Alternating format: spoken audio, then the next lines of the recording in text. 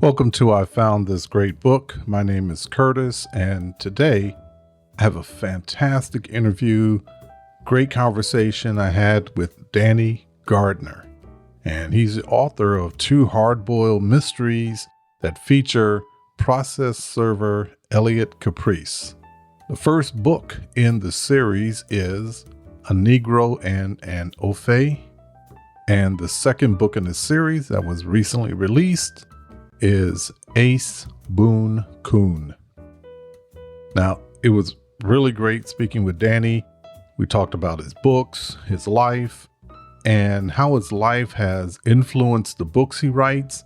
We talked about his views on how crimes and criminals are portrayed in crime fiction. There's a lot here. So without any further delay, my conversation with mystery author Danny Gardner.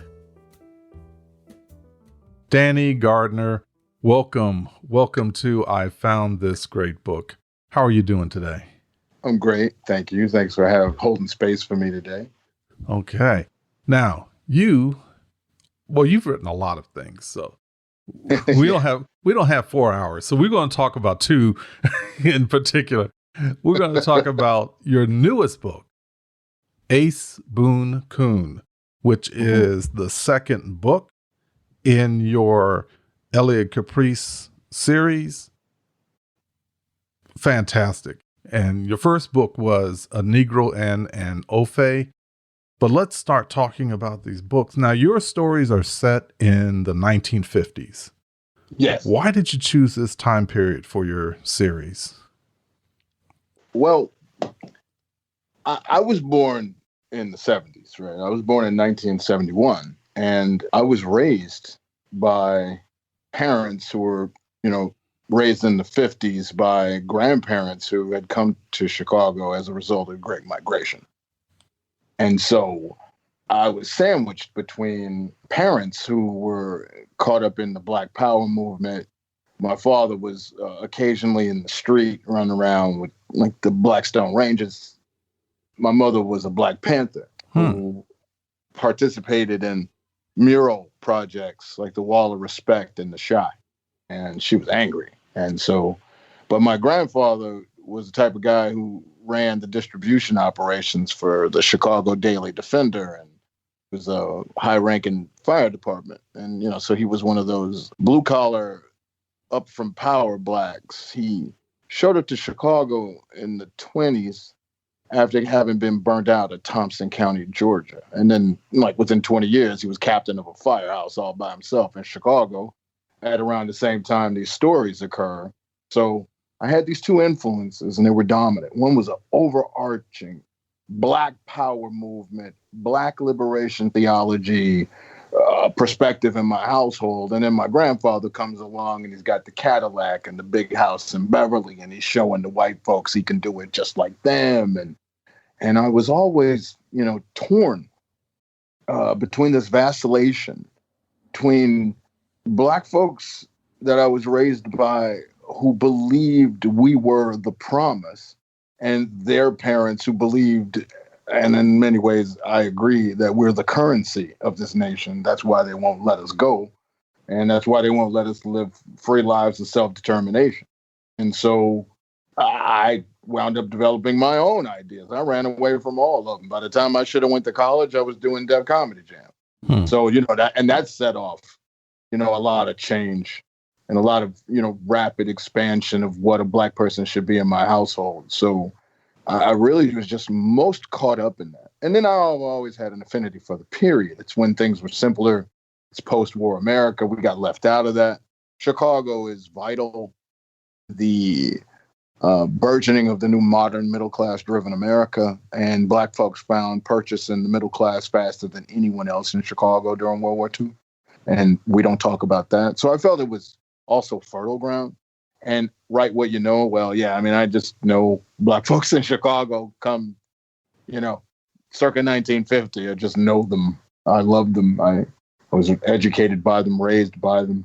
I received my legacy from them. I promised to, anything that I hand down to my grandkids, my grandfather and grandmother got for me. And so My grandfather and my grandmother on my mother's side. My grandma, Maxine Hammond, came from Chillicothe, Ohio, which was a freed town on the other side of the Underground Railroad. So she was already up from power long before black folks started walking north.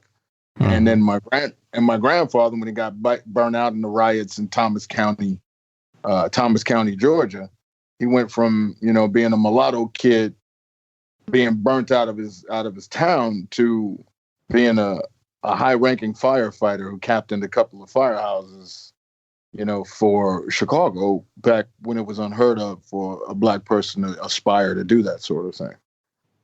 But my father had a black power fist for anybody who wanted to see it. Okay. And that was his son. And so I just never knew which side to be on. And I guess a lot of that in the narrative, although I personally feel today in 2020, just as world lost as Elliot does, 70 years past, he would have been running around feeling the same thing.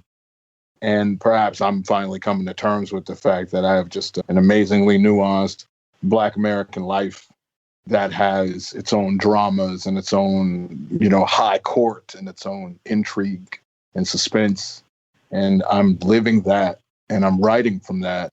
And the most vivid memories I have of recognizing that was in seeing the change in generations between Black Chicagoans of the 50s who possessed power and wealth, and Black Chicagoans today who are being held to blame as the scapegoat for everything that America holds for Black people endemically, as if it begins and ends with us. But, it's a seed y'all planted a long time ago, and don't deny the root when you're talking about the fruit.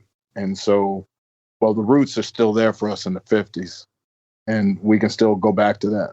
And before we lose that, in perhaps another 50-year cycle of literary erasure, I better get some stories out there. I better get some. My grandkids need them. If nobody else does, I better get them out. So, I say all that to say, Chicago in the 50s is when Black folks' economic authority found purchase. Mm. And we were able to draw a line on the south and west sides of Chicago and tell white folks who weren't rocking with us, come no further. Okay. And we did that once. I was raised by people who were instrumental in doing it. And I was also raised by their children, who were my natural parents, who were pretty much angsty and all messed up about it, because that ain't the way they wanted it. They didn't want assimilation. They didn't want to outdo white folks at their own game to find purchase in America. My mother and father wanted a revolution. Mm-hmm. But did they really want one from their parents and not like overall white supremacist society? I don't know. They passed away early. So I'm still working that out. So I think I'm stuck in my synapses at a definition of what Black people should be for me sometime around when my grandfather started being the big man. And I haven't let it go. I'm still stuck on it. Mm-hmm. I'm still stuck on power. I'm still stuck on the quiet authority that economics can bring a community. I'm still stuck on shows of Black dignity. Still stuck on having, now I got my picture in the doggone Sun-Times and the Tribune. And, one of my babysitters from back in the day just sent me a photo of me on the cover of the Chicago Defender, which ain't here anymore. Yeah. That my grandfather has something to do with it. So it haunts me, this era. This era proves to us we did it once before. We don't have to keep reinventing these Black solutions. Black lives mattered in the 50s enough for Black folks in Chicago to form Black America. We just did that. I know some Black folks just grew up in that. I attended a public school system that was reformed around, radical Black American educational tactics from like the likes of Maya Angelou and Gwendolyn Brooks. Like, we had that when I was like in 1978. Like, this is not that long ago. So if I take it back to the root, I take it back to the 50s, where we had a toehold on this thing, and I start the story from there and make it sexy, make it hip, I think I can commit to two things with this series, which is to lead folks to a greater understanding of how Black American history is the history of American prosperity, first and foremost. And if we return to Black American history, perhaps we may return to Black American prosperity, which may only raise the level of prosperity for all Americans. Okay. But also, I can remind people we actually have a history, and it's dope, and it looked cool, and it sound cool, and the cars were fast, and the money was long, and the green was hip. And we was doing things. It's back in the day when you could be an old brother that owned 2 barbershops, and you could put 18 of your kids through college to the PhD level, and you still sweep hair, because that's just being Black. Yeah. See, like there's a power to that. There's a power. And if we had that, I believe that understanding of the way we held sway economically in the past and use that to influence political change. I mean, perhaps not quell the rage, but at least soothe the alienation that goes with the rage. Like, don't worry, young buck. Don't burn down the Target just yet. 1, I got to get diapers for my grandkids out of it. But 2, that ain't where your wealth is being hidden from you.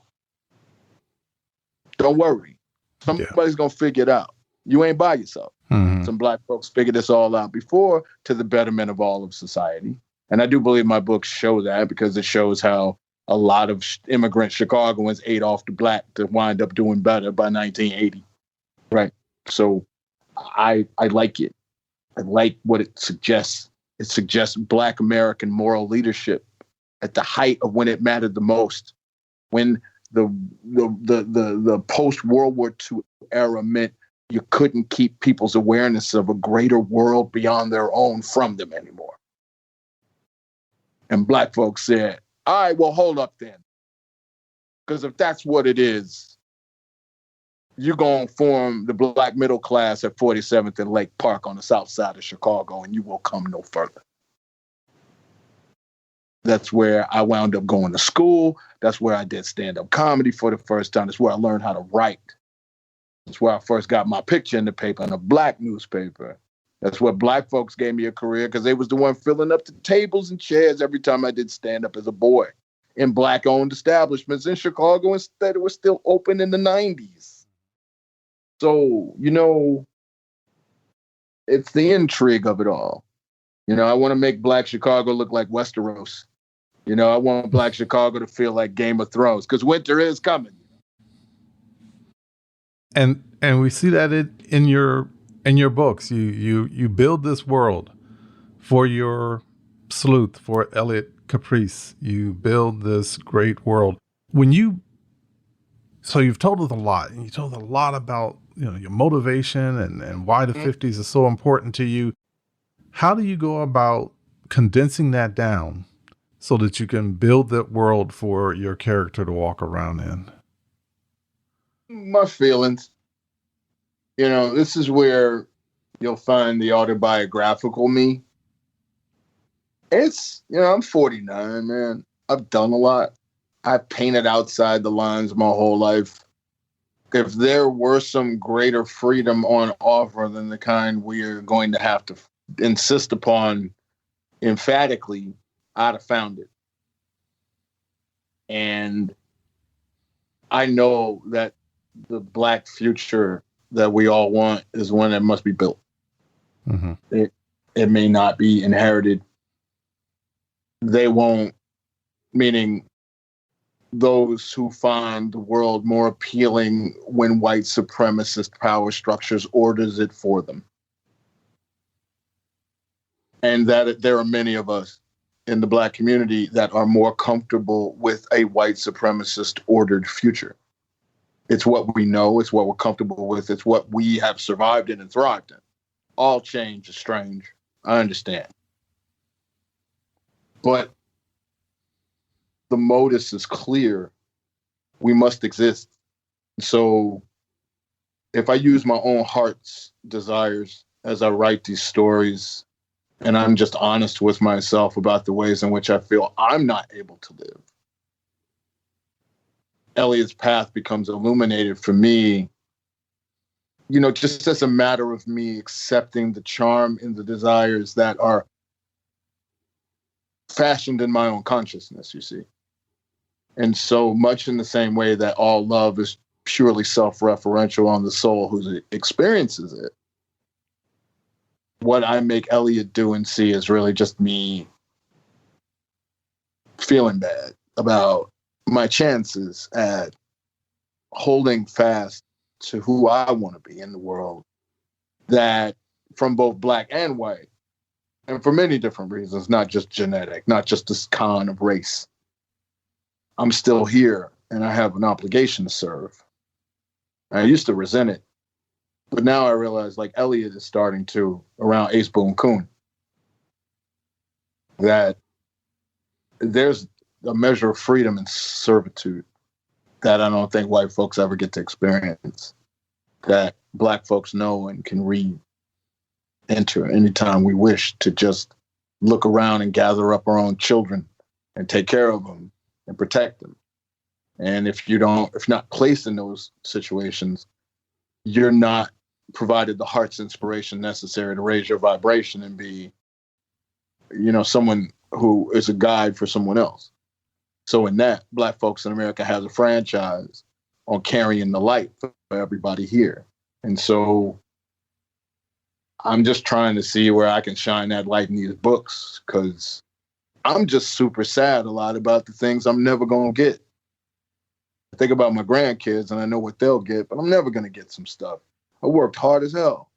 America's not ready to give me the things that I worked for. America's not ready to come up with the things I would fight and die for. Really sad thing. I mean, I can't even end my life the way I want to, because I want to go out fighting for freedom. And then, nope, they hid where the battlefield for that is. So all I can do is write. But if I'm not writing my heroes and I'm not writing my fantasies, like a lot of my peers are, and I don't mind, I'll say it to their face, I make certain I don't disrespect black people. I make certain I don't use black people as fodder and foil for white American crime stories. I recognize the fact that crime and justice and jurisprudence is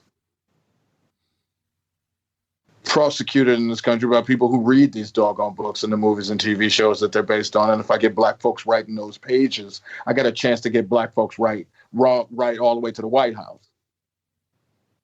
And if you read my books, it won't be the first time you see black humanity. So you can't lie when you deny a black person their humanity and act like you didn't know us and know we're human, because you read them Elliot Caprice books and it told you already. And the only way I'm going to get any kind of true humanity that isn't derived to me making it up based on my own fantasies of myself is to just take a heaping dose of that black pain publishing loves to slather in between them pages. Make certain it goes to black folks first. As long as black folks see it, I'm good. As long as black folks are reading me, I'm good. I don't mind that black pain making it on the page. I know white folks love that black pain. I've done very well with that black pain.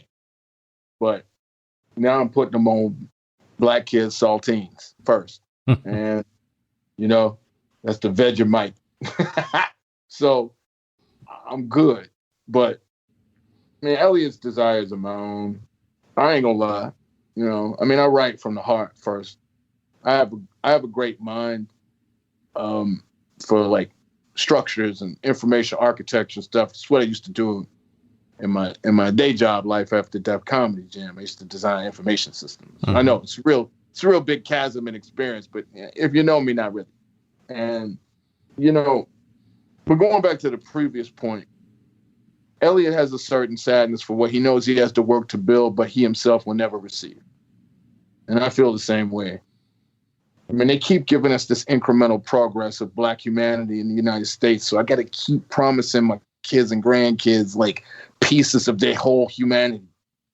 By the time Pop's done working himself to death at 90, maybe you'll be like a 90% person in Americans' eyes, right? And, there's an ice skating uphill that just enrages me, man. But you can't write from rage because you never get anything on the page. And what else do I have if I don't write from love? And what else do I have but love of a world that I thought would have had a chance if people like my parents and my grandparents would have been left alone to finish building it. And, I write seeing my mother's murals in the Broad Museum behind a thick glass wall with a $50 ticket price, because that's where my mother's revolution went. Mm-hmm. And so I'm writing that. Got this big city, got this big world, but this is a story about how my dad died. The next Elliot Caprice book is going to be a story about how I can't hold none of my love relationships with Black women together because they can't never seem to get America out of the bed with us. Mm. Third Elliot Caprice book is probably going to be about my brother. So that way you'll know it's, something I really felt, something I really went through, or something that, I'm afraid of that could happen to me one day, just like you.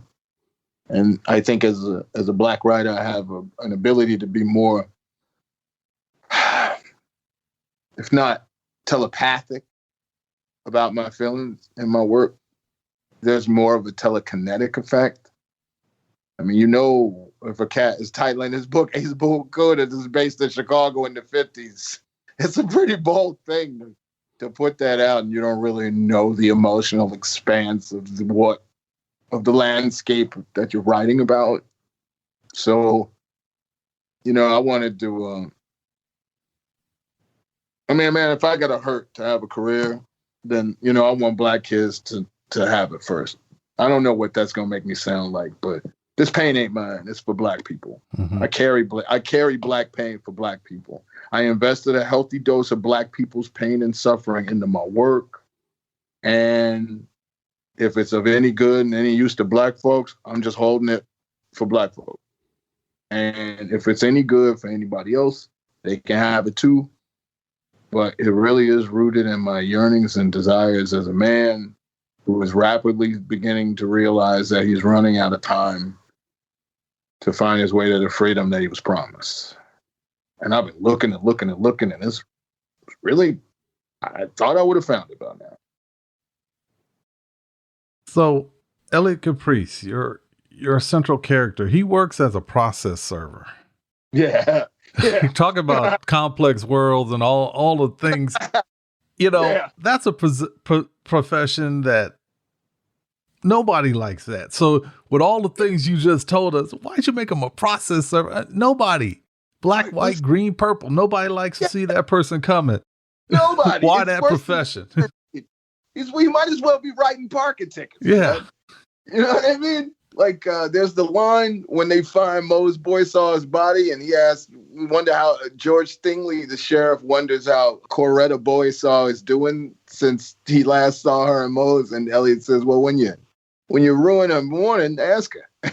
Because you're about to go drive over there and tell her husband's dead. Like, nobody likes to see that guy coming. Like, nobody likes to see that guy with a telegram for you with an army uniform on. Yeah. Nobody wants to see that guy, right? And so if you're that guy and you Black and you in Chicago and you in the 50s and, you have okay, let's just be honest. And we can do this because we had this little conversation earlier about you and I can be down home a little bit. Like, a process server is the one Black man white folks don't want to see coming.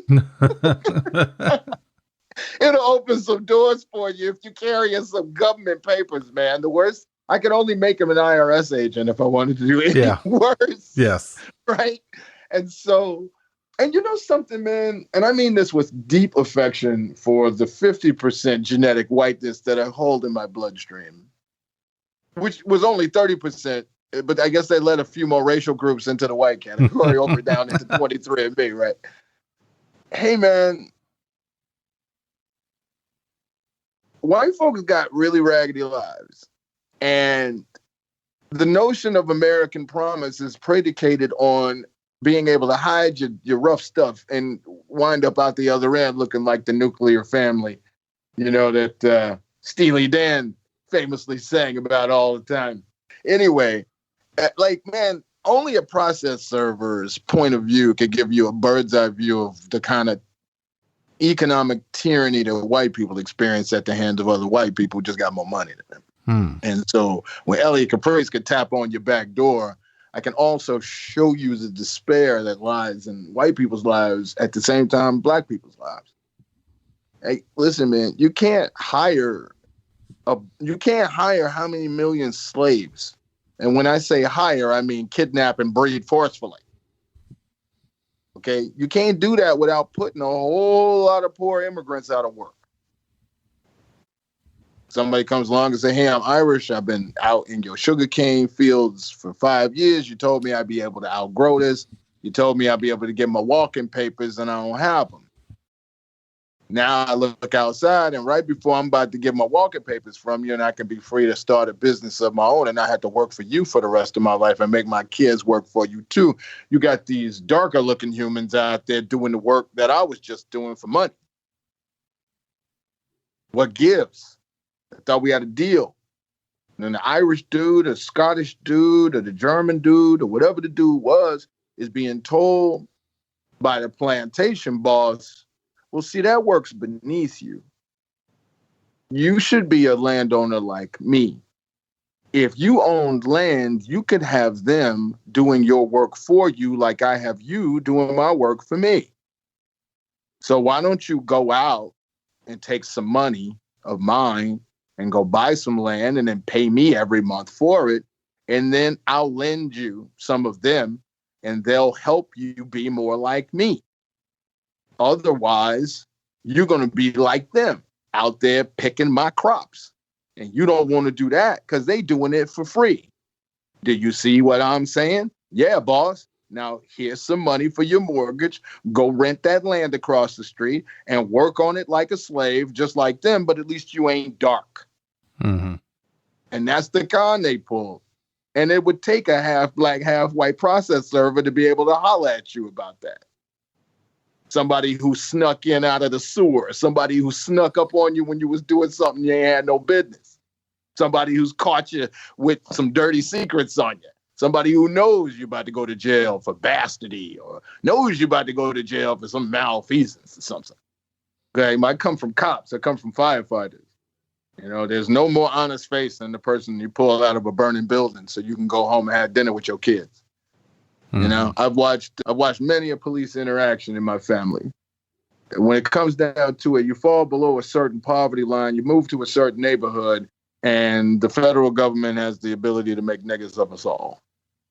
And I think Mulatto process server who catches shit from both black and white and everybody else wherever he goes is the perfect day slave, because you know every good gumshoe need a day slave, right? That thing you do to keep the money coming in between cases, right? Yeah. Well, yeah, man. I mean, if I'm gonna give my gumshoe a day slave, I'm gonna make him a White Walker.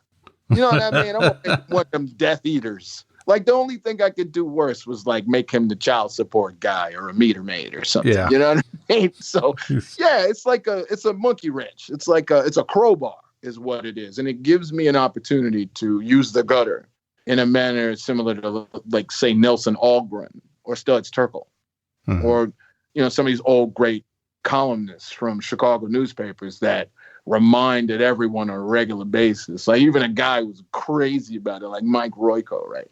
Like these Chicago columnists, they always wrote these like devastatingly simple, sparse prose masterpieces, like every Sunday paper about what evened us all out at the bottom of the classes.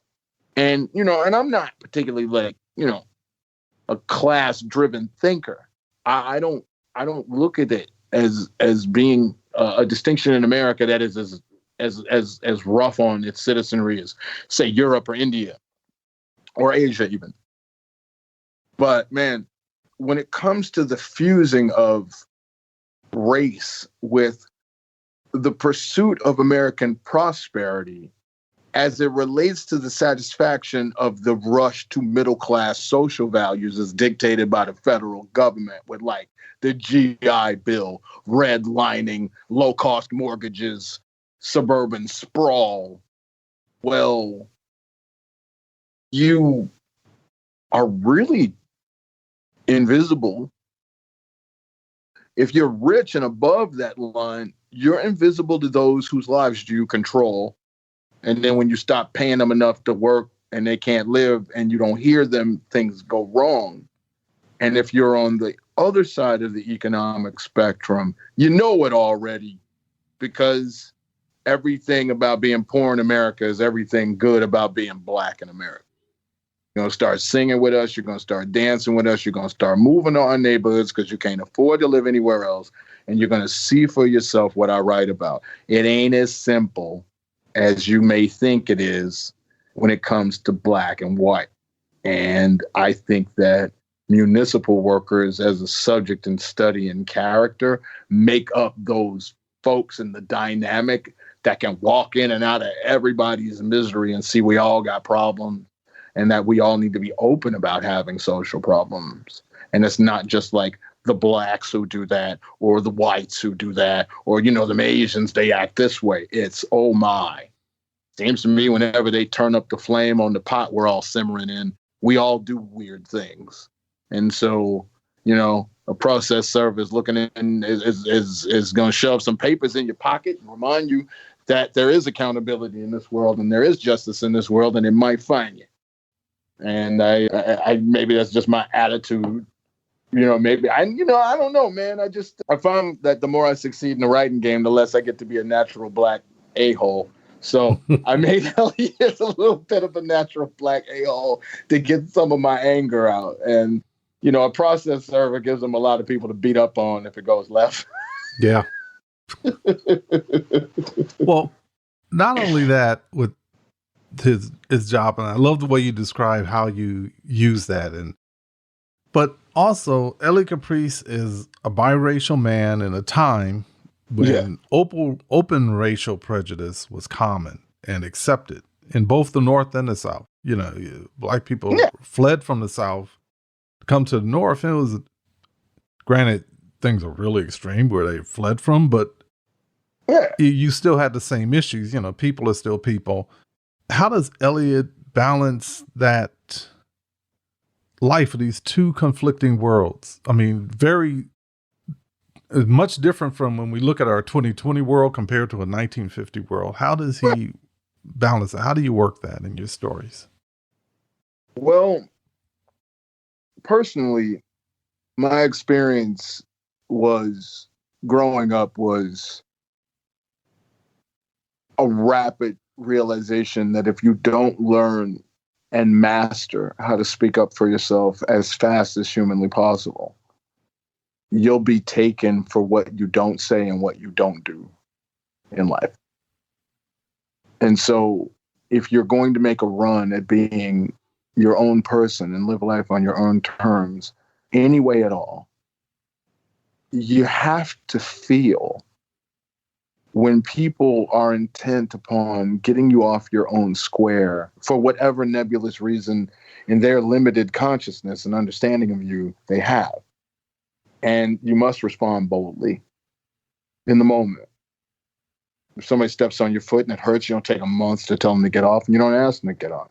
In fact, if you're really intent, you know, say you got the gout in like your big toe or something on your left foot, ate too many rib tips, I don't know.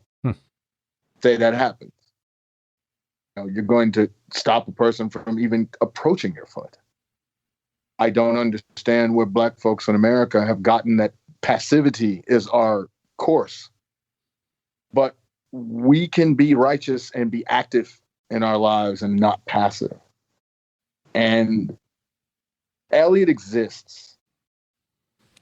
You know, Elliot exists much in the same way that my grandfather, as a mulatto kid, said so on his birth certificate, who's given a half black, half white baby a birth certificate in Thomas County, Georgia in 1919. Somebody knew. It says mulatto right there. If it was a crime, they let him be born and they stamped him. He had 2 years on the census before the race riots came along, something like that. 1918, 1919. I don't know. Grandpa Gardner, he's a mystery man. For all I know, he could be still walking around like Saint Germain or something. But somebody knew somebody was having sex with somebody that wasn't a kin. And, you know, I get into how, like, you know, in major cities, you know, it was in vogue to sleep around with each other, and it was in vogue to be involved in queer forms of art and expression that carried between a lot of different genres and a lot of different cultures. It was cool to be openly gay in Chicago around black folks, but only around black folks. It was cool to be an outlaw and, still find yourself a member of your community. And yeah, you may have committed crimes, but you also put a lot of people through college. Like, I come from Black folks who came to Chicago because they wanted to live full-throated and against the world's opinion. So, I was just raised that if you in my way and I'm on some self-determined, you know what? I mean, it's me and you. Now, I know a lot of Black folks in America weren't raised that way, but for those of us who were, it's time for us to respond to the call to the need for excellence and excellent behavior. And that's what Elliot Caprice is excellent behavior. If you notice, in the timbre of his imaginings of himself, the moments where, I put you back in time in his life, right? And I borrowed from the Mahabharata, right? Like I borrowed from like Valmiki. So it's a nested narrative. So, much like, you got a story about Rama being told to Rama by Vashista, who's really Valmiki telling the story. I got Elliot dreaming about a thing that happened when something else happened when he was dreaming about a thing. And sometimes it happens and it pays off.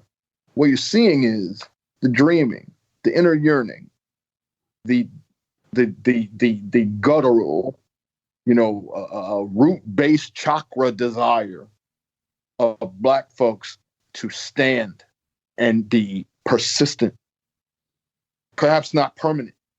We've always had a migratory existence. Africa can't take us back and America don't want us, but nobody wants us to leave. So we'll nomads forever. But when we made it to Chicago, we stopped walking. And once we finally stopped walking, when your feet is really hurting, maybe these light-skinned hands, you can catch them. Like in Chicago, somebody call you light-skinned one too many times, you punch them in the mouth, they're your best friend the next day, but you got to punch them in the mouth. Now that they done made a punch in the mouth illegal, but you can buy a gun on every street corner. Don't know how to get down no more. But, like, hey, man, people been taking me as something I'm not my whole life. And I found, much like Elliot did, that, you dress the way you want, you look the way you want, you sound the way you want, because that's how you teach folks how to treat you. And, my personal experience is in going for self and, wanting to remain and retain a Black root, wanted to remain rooted in Blackness, wanted to retain a Black primary consciousness about my art. I upset a lot of folks who became fast friends with the Black guy who writes mysteries lately. And, I love those guys and gals. I had fun doing that stuff. But like Elliot, you just got to live life on your own terms. And if it meets an early end, then at least you left it on your own terms. That's all you get, really, when you Black. That's all you get in America. Tell me what else you get. I want anybody to argue with me. What is the ultimate goal of being Black in America if it is not, in the end, to finally be left alone? Yeah. And until Elliot is left alone, it don't matter what people think about his race. It don't matter what people think about his height. It don't matter what people think about his upbringing. It don't matter what people think about anything he might have done. Fool, your chains are dull and mine are shiny. Until I get to that place, 2020, now 2021, when my freedom isn't subject to erasure or forfeit due to passivity. And when I say passive, I mean, yeah, I got a butt kicking for America, but I'm trying to live here, so I ain't going to give it to them. But they keep being afraid we're going to give it to them, so we can't talk. Well, you know what, man? You're going to make me come out of my nice suit and my shiny shoes to explain to you why you ain't going to talk to me that way. Mm-hmm. Okay? I'm that kind of Black person. I'm like, hey, hold it right there. Maybe, them last cats that came through here happy to be here taught you that we all talk this way. But this Black dignity that came in the room with me is not resonating. So you and me need to rap. Now, I imagine a mixed race guy in the 50s like my grandfather had to do that. Yeah. Especially in the Chi. People test me all the time. I might have got light-skinned jokes from some cats like 2 weeks ago. All right? When you Black, folks test you. Because we tired of waiting for our heroes, man. So if somebody comes up talking good, looking good, thinking they doing something, we gotta rough them up a little bit to make certain they ain't gonna white on us later, right? I get that. I understand that. But once I've proven to black folks, it's all welcome to the terror dome, black to the bone, my home is your home, but hey, where we living, right? Okay, once I've done that work, I ain't doing no more work. I'm done. Do black folks see me? Cool. Done. That's Elliot. All right. I got to go home to black folks. Yeah. So they have to see me. But everybody else, I'm just passing through. But if you stop me, you might get to know me. So maybe don't get in my way. And that's how you got to live back then. And man, dare I say, with our political situation and our social situation and our disorder around our current pandemic situation, everybody living like Elliot now. Your friends could get you killed if you ain't lucky. You got to keep at least arm's distance away from everybody, and you got to move fast. So we all living like E now. So maybe that's some insight. I want to just show it, man. My grandfather was a guy who was half white, walking around Chicago, letting black folks know he was there to be down and stand to be counted with him. And he lived a long old age, 87. For the hell he raised when he was alive, he bought himself at least 20 extra years. I tell you, my grandfather was a bold, full-throated man, but he was born and raising kids when Elliot Caprice would have been around being sad, angsty about his half whiteness and half blackness getting all mixed, right? Somebody did it already. It ain't that big of a deal. We all been loving each other. America's a mulatto, half black, half white, and never knows what to do with itself, just like Elliot. So, come on now. Let's just, we all like light-skinned people. We're cute. Yeah. We glisten. We don't need a lot of shea butter. We get ashy, but nobody sees it. Great. See, now I got to start joking because this is like a sensitive issue for our people. I don't know. But it's great the way you bring that in. And again, you're building this world, and it also keeps that edge. You do that a lot. So Elliot is living on this knife edge, between the dangerous criminal world and law enforcement. Also, the different ethnic groups in Chicago. And he's navigating through all those while being a process server. How do you maintain that balance? Because it's so easy for it just to go one way or the other, but you keep your reader on that edge. You keep that tension, from the first chapter moving forward. You're right on that knife edge with Elliot. How do you do that? I know our people's history, and I pick a point in Black American history that actually occurred that you can research and see my research is on point. And I make that the target of my eventual plotting so I may intersect with the actual movement for civil rights amongst Negroes in the United States during the same time period. And then I just backtrack from what it must be like for a guy in his age and time to have the same feelings that I do as something like, for instance, Brown versus Board is approaching. Okay. Elliot Caprice intersects with Elijah Muhammad and Ace Boon Coon in the Nation of Islam. He's tangled with them before. He's establishing a certain amount of rivalry, if not for dominance, just for his own relief at not having to find a third option to be black, because everybody wants black people to be they kind of black all the time. Right? Yeah. And so, that really happened. I have to write a certain thing to make a certain thing happen logically in order for Elliot to have a reasonable chance of ever meeting someone like Elijah Muhammad. And to do that, my plotting has to remain chronological. And so my goal, which is crazy, because who would do this unless they just love black folks way too much? And I love black folks like I love my older brothers. When you manifest crime, you manifest punishment, and you manifest narratives around who gets labeled a criminal and who gets punished for real. You can see how the definition between what makes someone a noble soul and what makes someone hopelessly ignoble is this brush that they paint Black folks with.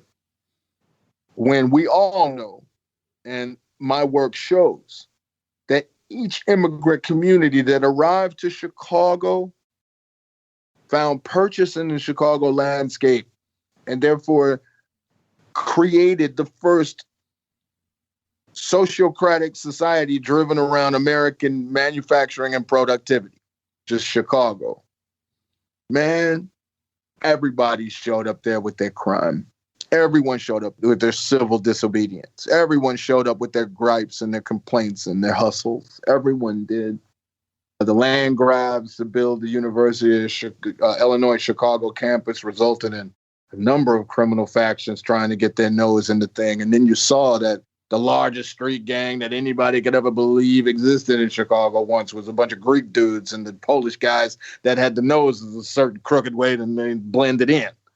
Okay, like you wouldn't know that the gang signs that hooks and GDs we throw up in the Shy, man, they came from like Irish American street gangs who used to collect for Dion O'Banion and Antonio Cardo and them out on the West Side. And it was all what we would consider today to be good, well-heeled, enfranchised white folk. Mm-hmm.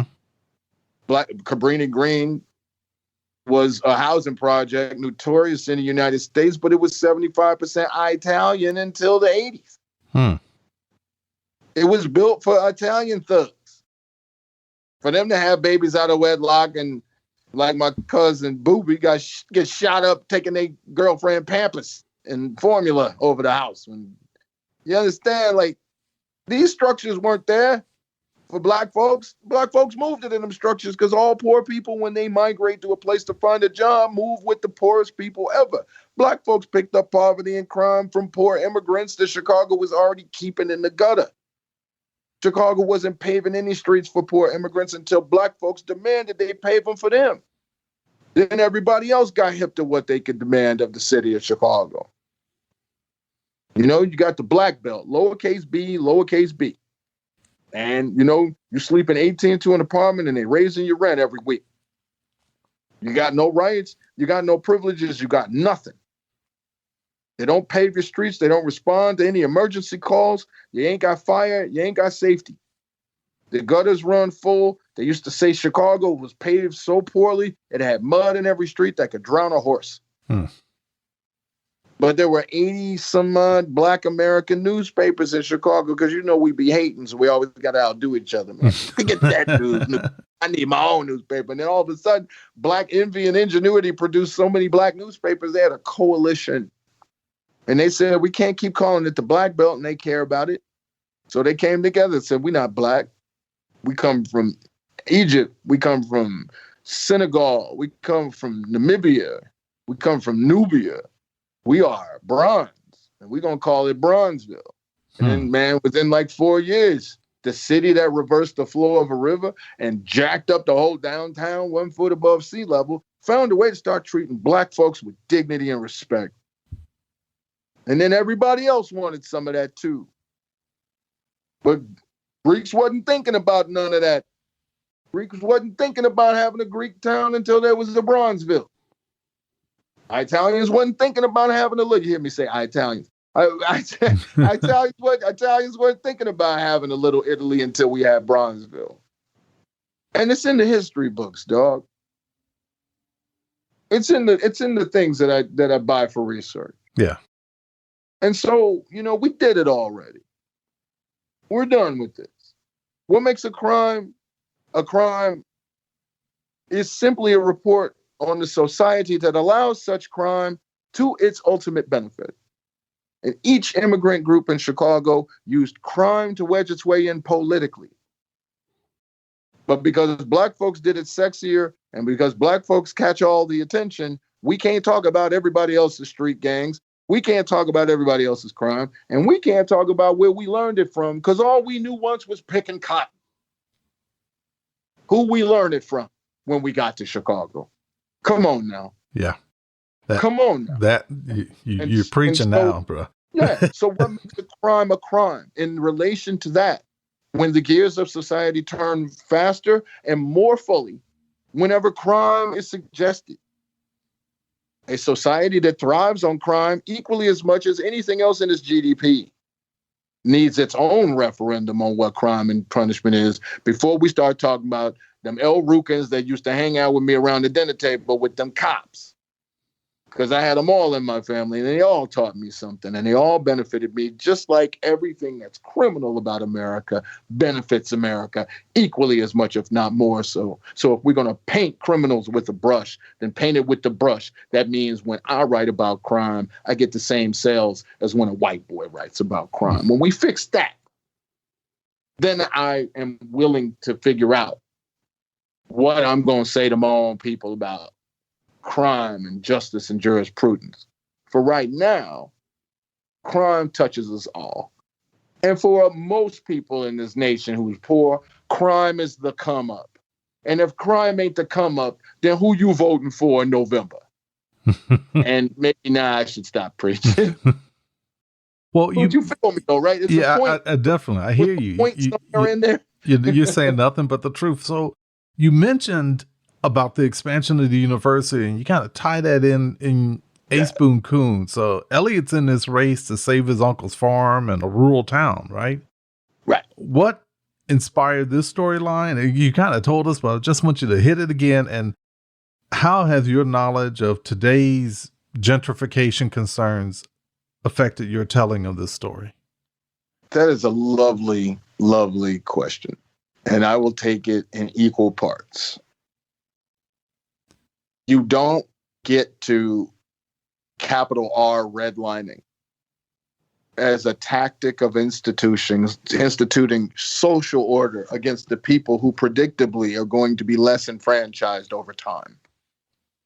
So when you want to learn how to create a ghetto out of a people who may be dissatisfied in 10 years, and that was Black Americans who were coming up economically in Chicago at the time and taking the middle class. You know, we had A. Philip Randolph and the Pullman Porters securing that for us. And then we grew from there.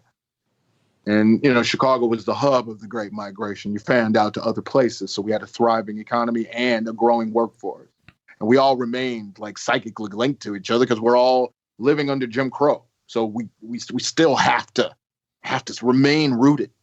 Even if we want to move away from each other, and even if we want to stop doing the things we do. And then the government starts seeing Black folks moving and spreading out. Oh, no, can't have that. So someone in the Eisenhower administration grabs a map of Chicago, asks for a red grease pencil, and says, where do the Negroes live? That's your first doggone red line. So when you're young, woke, and white and saying you're an ally of me, now you know the red line means. Now you Irish, you ain't quite white, but you ain't Black. You got 8 generations of your family's wealth tied up into that 1 3-flat. You know, in Chicago, you got an apartment building with 2 more boxes on top, and that's a 3-flat. Now you doing good. You know, you working at ConAgra with like my grandfather, Walter Gant. You know, they got good jobs down there. You taking the middle class the first day. If you show up with an 8th grade education in Chicago between 1947 and 1954, you're going to buy a house in 6 months. Okay, that's how dope it is. We're talking about boomtown times, right?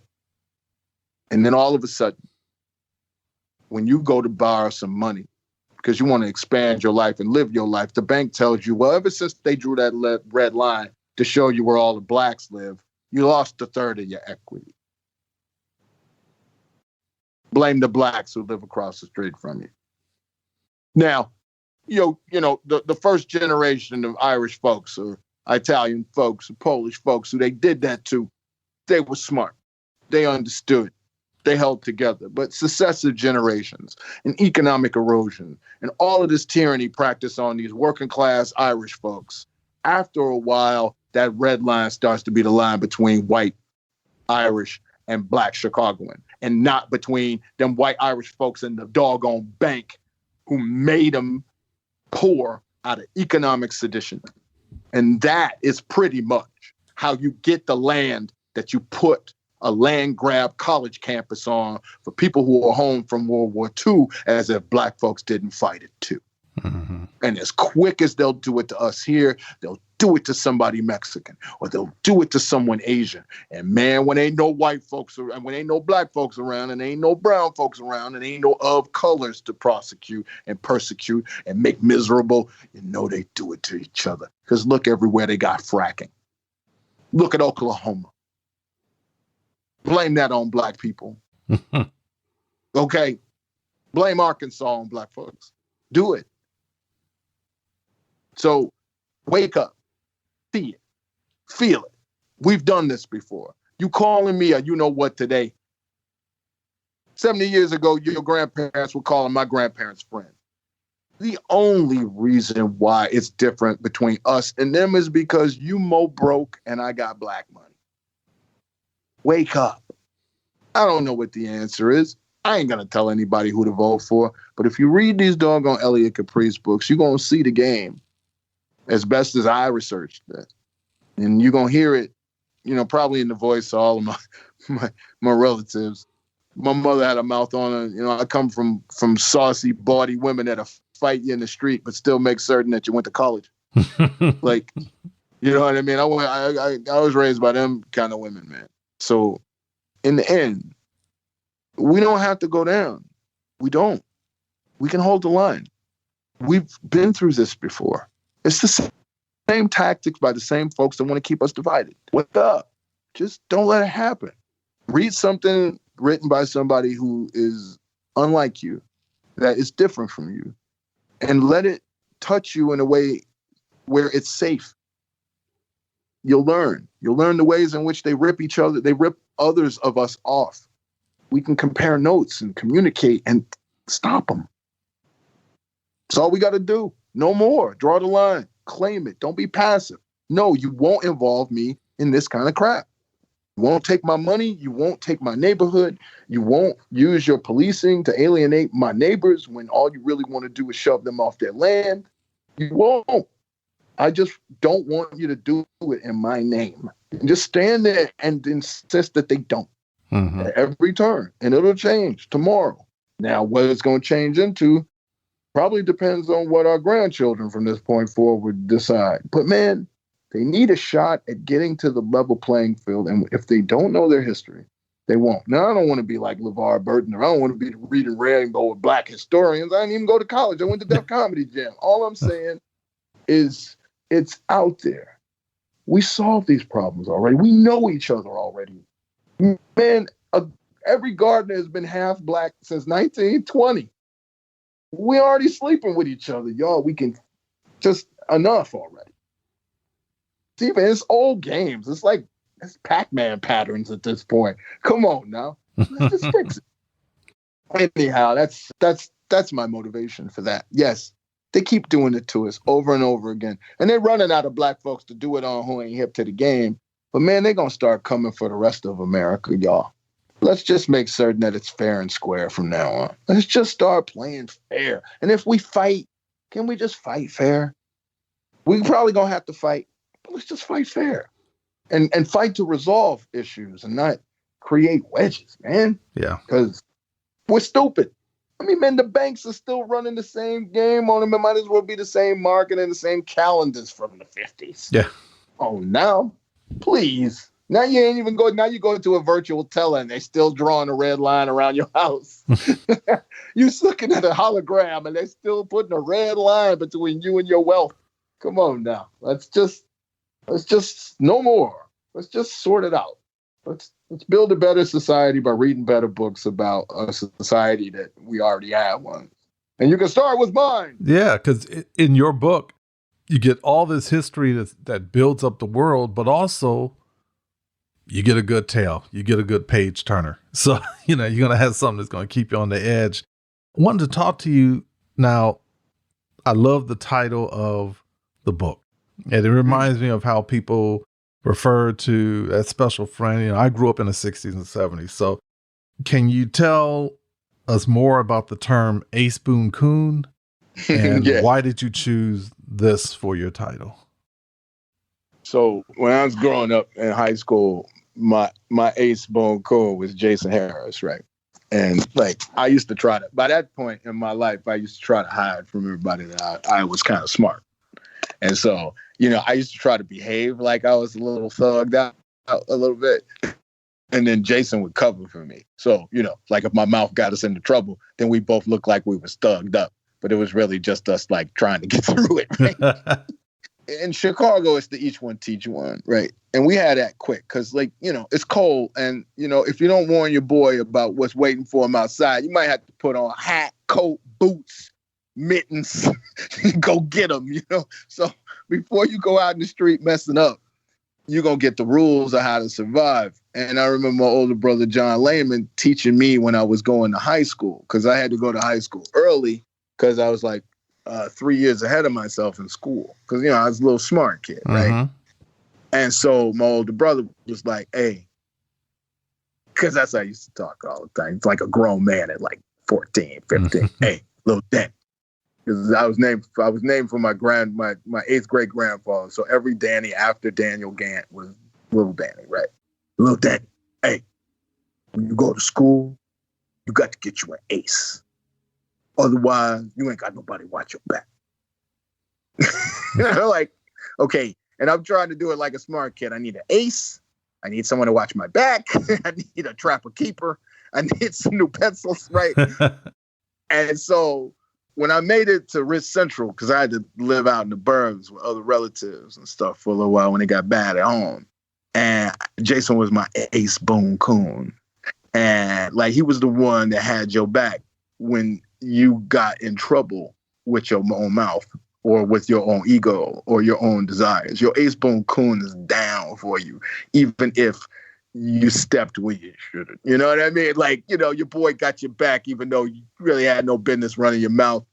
Like, it's just that it's like, okay, so you got a ride or die chick and you have an Ace Boon Coon.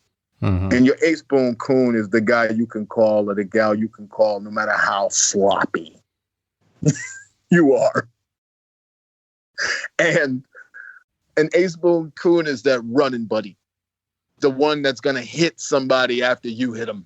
You know, an Ace Boon Coon is the guy that's going to tell you to run when it's time to run.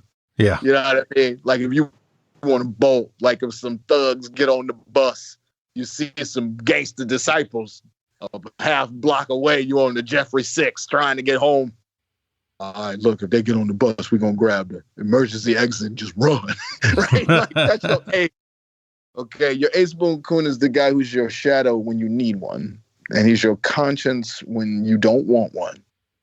And I have like a few of them cats. You know, and I got a few of them cats in crime fiction, man. Like Nick Petrie is my Ace Boon Coon. You know, my friend Jim LaTwelve is my Ace Boon Coon. He hit me up to how to make certain that I was being treated fairly in the whole distribution and book club game. You know, so an Ace Boon Coon, like Elliot Caprice is funny because he calls all of his white friends his Ace Boon Coons.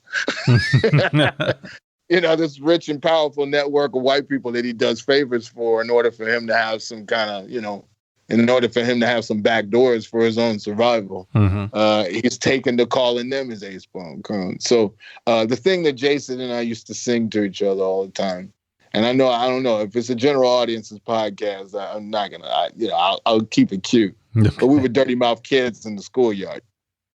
So the rhyme Jason taught me back in the day was, you my Ace Boon Coon, you my pride and joy. You a dirty MFer, but you still my boy. I like that. And what that meant was, you know, I don't always get involved in the things you do, but I'm here for you all the same. And that, to me, is like what you must be when you're Black and you have friends in America. Like, and even that's how we should be with white folks. Like, I can't get involved in everything y'all do. I can't get involved in every way y'all want to run America. But I'm here for you if I can help out. And that's like, you know, white America is black America's Ace Boon Coon. But, maybe just a regular best friend would do. Yeah. Yeah, sometimes. A little less drama. Yeah. Like Ace Boon Coon, like Mouse is Easy Rawns is Ace Boon Coon, and white America is like Mouse. And sometimes you just want to leave Mouse at home because it don't take all that. Mouse, relax. I can't tell you this. I can't tell you this because I know how you're gonna. It's like having that. It's in every family. There's that one relative who something goes wrong. Child has an altercation with somebody, and you say, "Don't tell Uncle Juicy. Don't tell him. Don't tell Uncle Ricky. Don't tell Uncle Ricky. Don't tell Aunt. Don't tell Aunt May, because you know how they roll." I married a girl like that. And I did. And this one, no, we're gonna handle this. We got it. You sure? Yeah, I got it. Aunt May, because Aunt May already. You want me to come down there? Because I can come down there. I'm ready to come down there. I come down there right now. I put my shoes on, and I will come to that school. You ain't got to do it. I'll do it. They ain't got to know you did it. I'm an old woman. If I shoot them, they ain't gonna put me in jail. You go on to work. I'll go down to that schoolyard for you. You got the relatives that volunteer to handle it for you. Right? Yeah. You're like, no, I got it. I didn't mean to trouble you. I ain't trying to complain. So those aren't the people you go just to commiserate, because they're like, look, I take action. So you got to need another friend that's just going to sit there and listen to you purge it out and then move on. It's two different people. That's it. Your Ace Boon Coon is the one that tells you you've had enough, but orders you one more because he knows you're real sad. Yeah. Knows you shouldn't be drinking, but get him one more just to leave. That's the Ace Boon Coon that I can count on. So it's just I want to suggest that within Black American semiotics, within Black American language, within Black American culture, we have enhanced and adapted improvements and additions to many American definitions of things that we need in a positive society. Okay. There's just a certain amount of intuitiveness and stick-to-itiveness in Black American entrepreneurism that isn't present in a lot of folks because they don't have the same oppression and challenges to work through over the course of the same type of goal. Mm-hmm. So it creates something unique. And I've had friends. I'm good with some Ace Boon Coons. I'm good with a definition of morality that is battle tested by people who have depended upon an inner morality to guide them when we were treated as social pariahs or hand-picked exceptions. I think that Black people have refined Americanness from within our own cultural boundaries, and we've improved upon many concepts. And we can. You and I, we feel warmth when we use these terms. You and I, we feel love when we use these terms, because it's the extraction of these terms from the jeopardy that the folks who raised us experienced when they developed these terms that give us a certain measure of freedom, be it an illusion or not. But the Ace Boon Coon, as witty and as wonderful as we make things sound, is really a consequence of living life in dire straits and needing people other than the society that's supposed to look out for you to watch your back. So it's more than a friend. It's like, dude, I'm jailing right here with you, but while you sleep, I'm going to stay away. It's half of my sandwich. We both hide, but you ain't going to be hungry while you're sitting in front of me. That is a definition of friendship that I think Americans should adopt for each other. They take all our other moves and all our other cool stuff. Take some of that stuff. Yeah. You took LeBron. Take that. How have people responded to Ace Boon Coon and Elliot Caprice? What sort of feedback are you getting from your readers on these books? The feedback that I'm most excited about is that people are reminding me that people are reminded of where they grew up and what they've done in their lives to get to where they are. There's a lovely author, lovely woman named Krista Faust, and she lives and works out here in LA. And, she writes, comics, and, she has a wonderful, hard-boiled feminist style. Everybody should check her out. She's a lovely lady. And I put the Cabrini Green thing that we spoke about earlier into the Elliot Caprice narrative because Krista bought her a copy of A Negro and an Ofay, and she zeroed in on everything that I talked about growing up in the West Side in the 50s. Because she grew up on the West Side in the 50s. And she grew up in Cabrini Green as an Italian woman. And all of the research that I had done, I had never met somebody. Like, my mama was a home healthcare nurse after she stopped painting. Because, they knew their Black women from their dreams in order for the rest of us to have something to do back then, right? Or maybe even today. Yeah. And it's a shame, too, because my mother was a brilliant artist. And, I live in her memory. She is so much better than me at everything, my mom. And so I met a lot of people, in my mother's work as a registered nurse. She went in and out of people's homes on the West Side from outside of the hospital. So this week it was Greek family. Next week it's, some older folks from the Polish side of life. And the week after that, it's my mama's Jewish patients, and I got to watch what day of the week I go over there, stuff like that. Mm-hmm. You know what I mean? Like, I got a chance to see everything that the city had to offer all of its immigrants at a time when there was many immigrants, but only one migrant. And the migrant is the Black American. And yet I find that Chicago's dominance in the American economy in the 50s was due to the fact that Black folks were the lodestone that once we made it to Chicago during the migration, everybody else started showing up and making it a better place too. And so a lot of times I'm writing these Black stories from this Black perspective, and then somebody Polish should be like, dude, that's like my mom. I'll hang out like with some folks who were Greek growing up in Chicago at the time, and I remember that. I put Gladys's restaurant in there and the Chicago Daily Defender newspaper in there, and there are folks that still have copies of that. And shoot, man, I hear from folks all the time that says, they say, man, your work reminds me of how my dad sounds, man, when I catch him cussing. Like, I sound like our grandparents and parents. I sound like them cool cats from the 60s and 70s. And I make my work sound like them swinging cats and kittens in the 50s, man. That, it was white supremacy going on, but why should white guys have all the fun, right? Yeah. So that's my favorite, And then I hear good things from folks about my plotting and my pace. Folks like my dialogue writing. I like that. It means a lot to me as like a comedian and an actor that people like how I make my characters sound when they speak with each other. I believe that the context within dialogue is something that we're more suited to learn from didactically. So a lot of what I want to encourage people to think about in society comes through the interactions with the characters. So when folks are digging my dialogue, it means they're getting the medicine, And then folks just say nice things about me trying so hard. Like, they say, you can tell he did his research. You can tell he did his homework. You can tell he loves Black folks. You can tell he cares about Chicago. You can tell this guy really loves his hometown. That's always the nicest stuff.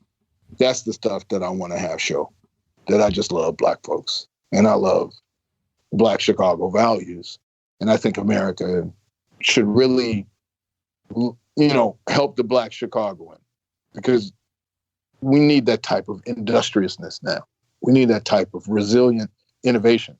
Folks need to understand that, there is a Black resilience, but it is not an armor. It is not like we're armadillos.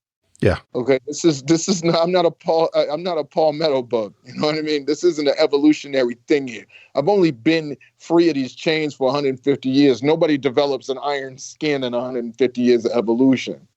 This resiliency, you assume, is the constant pushing back with my own energy and my own resources to keep you from ruining my life. Mm-hmm. That's constant. And I'm still managing to do all of this homework and write these novels while I'm pushing back on people. Except it's starting to show that I care enough to want to do that because I'm trying to get something off my chest. And I just find that people notice the rigor and people notice that I really care about the subject matter that I'm writing, even if they don't dig it, I don't really hear about it because I think they just respect it. And, you know, I've done a lot of things. Like you said, I've had fun. You know, I really just disobeyed every adult in my life until I was 18 and people stopped paying attention to me. So you know, that's pretty much all it is. I mean, it's a full life for a bad kid in Chicago, I guess. But, I mean, all I'm ever really trying to do is just get people to love black folks. Just for real. Just like as an observation. Like, damn, ain't they great? That's all. You know, like a Hindi is happily loving Krishna. Just every once in a while, stop and think about all the dope things black folks did for you, and you ain't even got to love us for it. And maybe just love us a little bit and see if it makes your individual life a little better. And it's proven to have done that a few times. I'm telling you, man, I made it. I made it so that Elliot almost meets his fate outside of Cabrini Green, holding on to a receiver in a phone booth just because, you know, I had that interaction with that woman who wasn't black who said she read her past in my work. Mm-hmm. If we can do that, you know, and if I can hold back from the tyranny of white supremacy and all the other things that could crush a black man's dreams to be able to help that lady feel that, and I wasn't even planning on that, that's just so much accidental good that can be done. And, you know, that'll keep me going writing these things, man, if I can just have little moments like that. Like, yeah, okay, we all want bestseller lists and we all want this and that. I'm unabashed about that because I'm trying to stay in the game. And if a black man don't make the highest prize, black man's on the bubble, just like everybody else. Ain't no second place when you black. We all know that. We all know that. Not in the industries that are still as white and staid as publishing. Mm-hmm. You know, perhaps I can have a number 3 black show on ABC and still have a job. But in publishing, it's me and Mosley until somebody says different. And I got to act a certain way and walk the walk and talk the talk a certain way to get there. But then after that, when we've done the same work and we've applied the same effort, I just believe that my Black American values help me want it just a little bit more. My Black American values help me want it not just for myself, but for my generations in the past who didn't have what they needed and who couldn't keep what they earned. And for the future, who I know they won't have anything unless I keep it now. I think it just means a little more to the new black voice. What happens to America from here on out? And my work has shown me through the nice feedback that I've received from a lot of people, black and otherwise, that it works if we just try to share and be shared with. Folks look for authenticity in my work. And then they just assume it's the blackness because, well, I'm black and my work is authentic, so it must be because it's black and authentic. And it's like, well, I mean, I actually am writing about my grandparents. Mm-hmm. I'm actually trying to impart y'all some lessons that I received when I was a child, trying to enter the conversation with Walter and Chester Himes and Hughes Alson. I'm trying to exist in conversation with Rachel Housel Hall 3 years from now. I want to still have a career and I want new writers to be in conversation with me. I don't want it to be sexy and exotic that I look the way I do, and I don't want it to be sexy and exotic that I'm a Black American writing mysteries. And right now it is. And that's cool. I don't mind attention. But then when it's all said and done, the Black American point of view is arrived. It has arrived. I write Black American mystery fiction because it's a thing and other people ain't. And we have an opportunity to assert Black American historical purpose and Black American values. And, you know, I mean, as far as I'm concerned, in population and purpose, Chicago is the capital of Black America. If I can get some of these stories that bind us together from the past out in the world, then, dog, we'll see ourselves. Maybe we won't see ourselves as so doggone white. I know everybody else got to be bored with it by now. So let's just fudge it up, man. Let's just smudge it up. Let's bronze it up, man. But let's do it in a way that upholds the sanctity of people's yearning toward the American dream. Everybody should want black people to succeed, because if black people succeed, there's opportunity in America. Yes. That's all we saying. Everybody succeeds. That's it. Succeed. And, hey, there ain't nothing that you doing to cheer on and root for a black American with some self-determination that isn't going to raise the bar for all Americans in that same black American's economic condition. That's that. You see a black man coming through, you see a black woman coming through, you see them trying to get theirs. You know what? Step to the side and pray for 50 more black folks to start following them. Because all we trying to do is go on out here and get it. And if we get it, everybody gonna have some. And that's obvious by now. So, it's history. But it's not really. It's not. It's medicine for the future. That's what black history has always been, because we ain't free yet. So we always staying self-referential. And black folks are always chopping up this black problem. And you know something, man? We are really good at it by now. So might as well let us, who've been getting all of the practice dwelling on this black problem, might as well let us have a crack at the solution. And if you find it somewhere in these 2 novels I wrote, you can keep it. Don't even give me no credit. So speaking of that, Ace Boon Coon is the second book in your Tales of Elliot Caprice series. So how has Elliot developed over the 2 books? Well, I tell you what I find interesting. Over the course of 2 books, Elliot has realized that the only path that an individual has who chooses to live a solitary life is one of consequence and circumstance. It's a full circle by book 2. He realizes at this point that other folks had to stand and deliver for him to be able to stand and not deliver.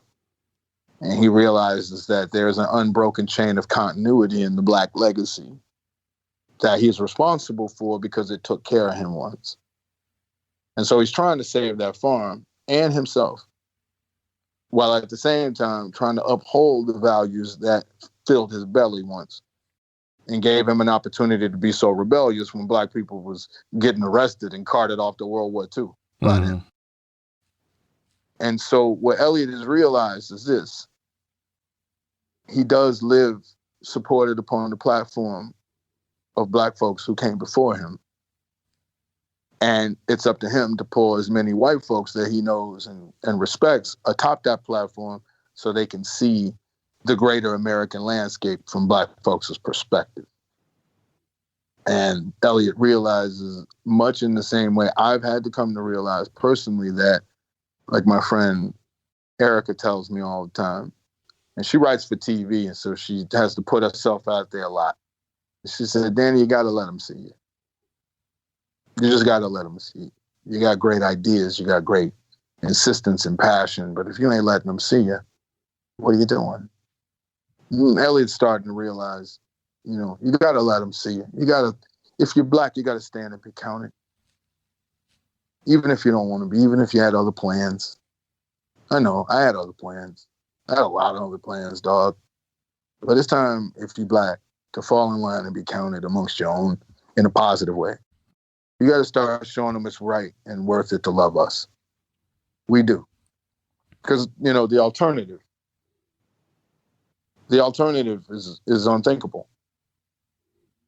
Yeah. The alternative to not getting along is unthinkable. Yeah. So that's all. Just Elliot realizes it now. And when the chips get down, and Elliot's solitary, dogged insistence lets him down, he reaches out for his friends. And his friends aren't all black. His friends aren't all anything.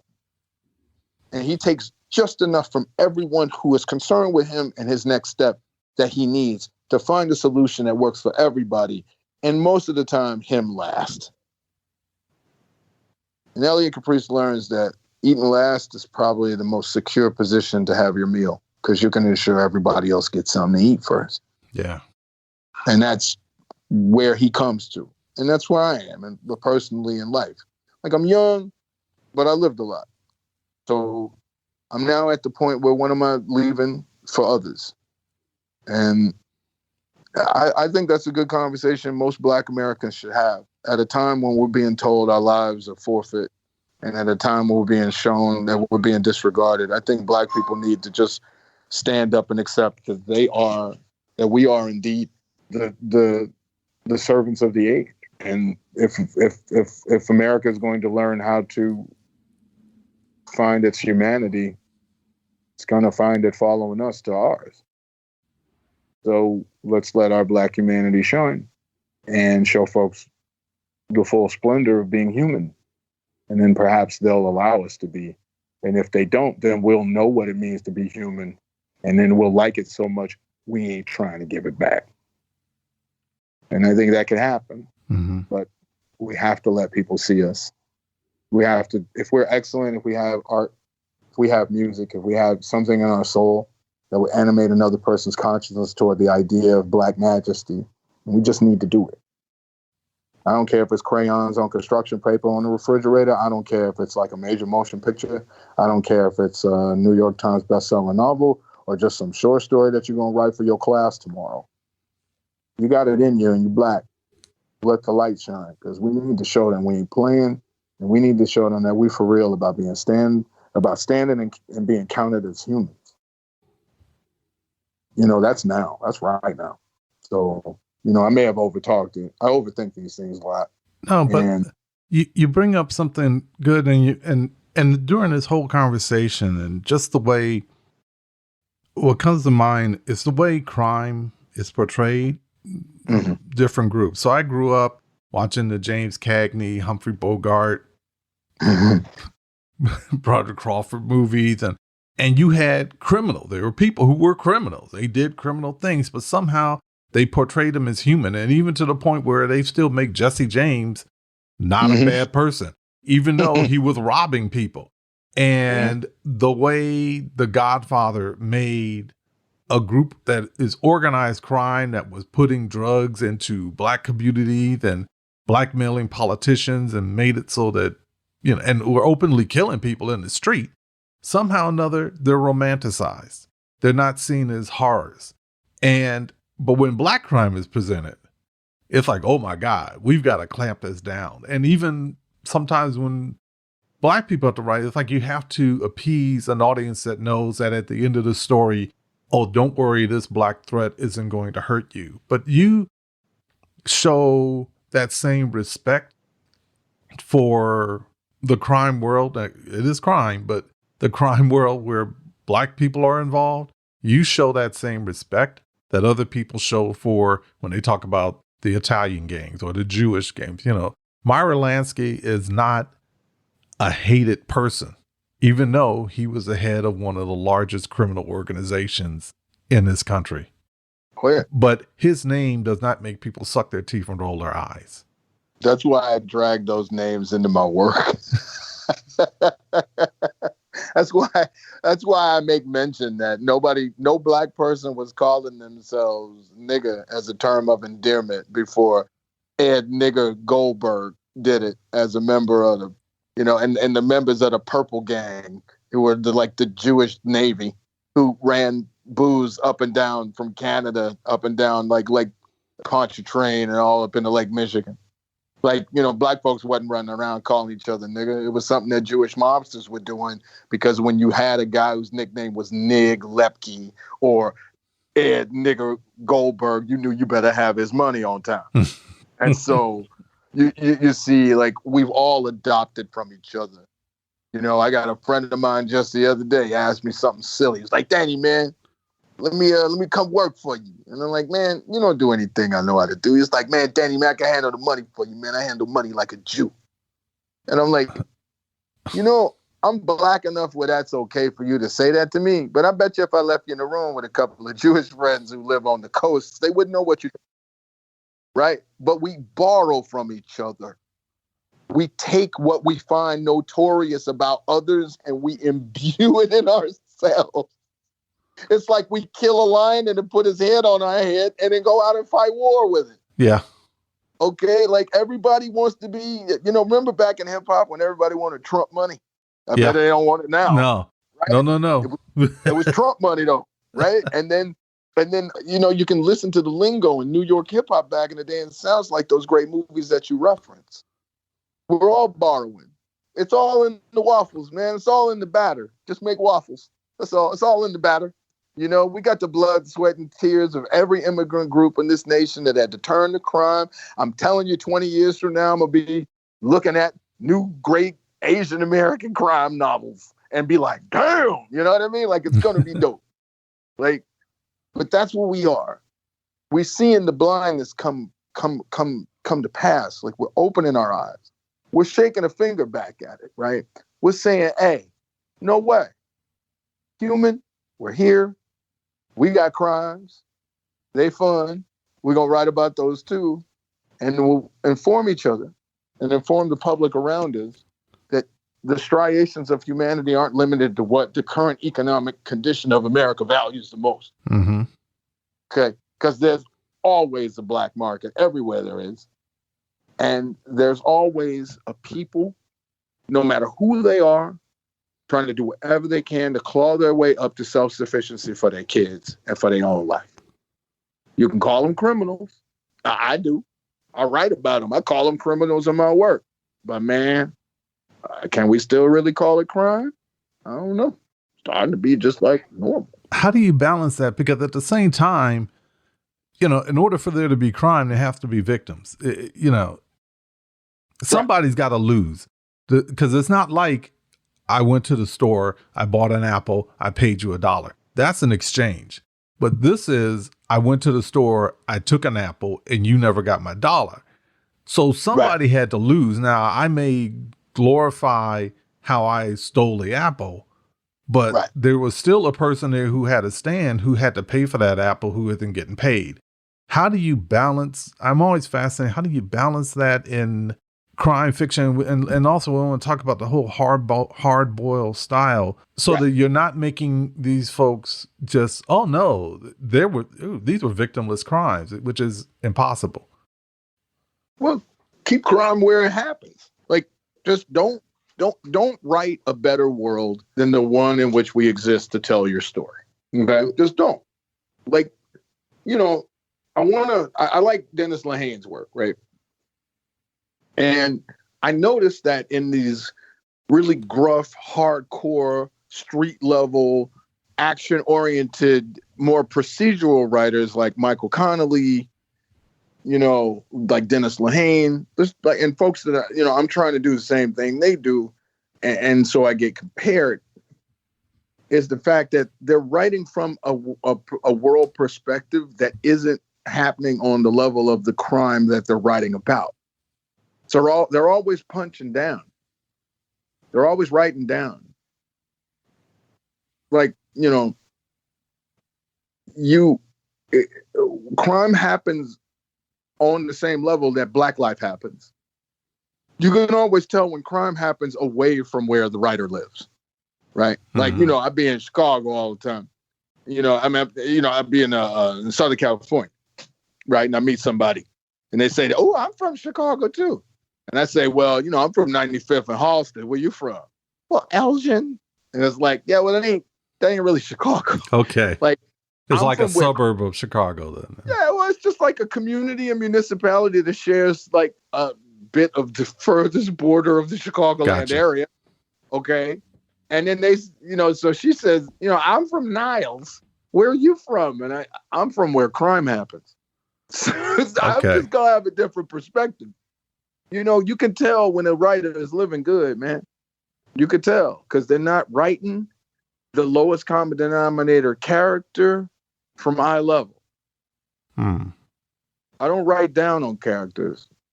Okay. I've had meals cooked and served to me by people you would refer to and I would refer to as criminals. I've been raised and tutored. I wouldn't have made it out of high school because I was a genius, but a terrible student and a disciplinary problem. You know, my uncle was one of the biggest criminals in Chicago, got me through 3 math grades. So, you know, yeah, you got crime, you got punishment, you got jurisprudence, but all of that happens on a level and a layer where society don't want it to touch them. You know, you got 18 metal detectors, you got this judge, he's got this robe, you got this bench, there are these rules. You can't speak in plain language, you got to get this lawyer. They're always trying to keep it so much better than the people it's supposed to serve. I mean, if you're really trying to dispense some justice to me, get down here on the floor with me and dispense it in your robe, in your powdered wig. You don't know nothing. Get down here with me. You know, just because somebody mentions Chicago don't mean they writing about Chicago. They writing any old white folks and black folks from anywhere because they only need some dead bodies, some criminals, and some heroic blonde to get the job done. When I'm writing about Chicago, I'm writing about somebody whose funeral I'm probably going to go to in a year. It's just different. It's just different.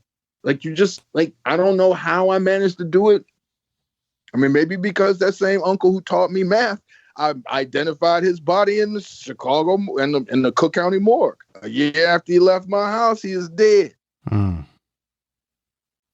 mean, I'm one of these folks that, the way I was raised to be exploratory in my thoughts. And I was raised to read. And I was raised to seek, knowledge wherever I can get it. And I was raised to respect whoever had it because they had it and I didn't. And why should I get the benefit of a lifetime of that knowledge for nothing? And that was laid out to me as principles for survival growing up, because you step to black folks a certain way and it opens up a whole world of something. And, again, one of these things that you and I may share culturally to ease the conversation. But when we truly look at crime and we look at punishment and we look at definitions and we look at language as the problem, well, language is specious and nebulous. And crime fiction that's written from the gaze of the ruling elite paints issues like policing in a light that is immediately inaccessible to Black American response, because we don't have the same parity in the industry that white people have. Like, we have no parity with white writers in the industry. Dennis Lehane writes a point, I write a counterpoint, I'm out of print in 3 years because I'm Black. It's not fair. You can read a Pew Research report from a few years ago that says crime fiction is what drives all of American publishing dollars. And then you can look at that same Pew Research website. You can look up other reports and it'll tell you during the same time crime fiction was the #1 export from American publishing to America and the rest of the world. Americans' attitudes about crime, punishment, policing, and race had never been worse.